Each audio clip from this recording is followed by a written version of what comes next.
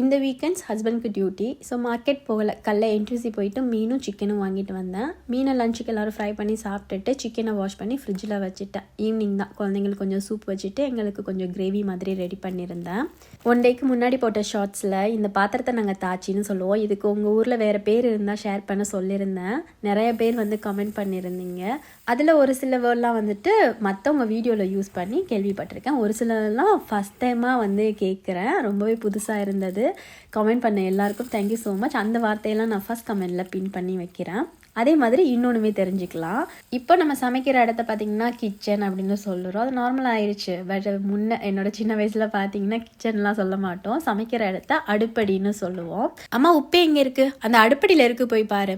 காலையிலே இந்த அடுப்படியை விட்டு எழுந்திரிச்சு போறியா, எனக்கு வேலையும் ஓடலை ஒன்றும் ஓடலை, அந்த மாதிரிலாம் அடிக்கடி யூஸ் பண்ண வார்த்தை இப்போலாம் வந்து யூஸ் பண்ணுறது ரொம்ப ரேர் ஆயிடுச்சு.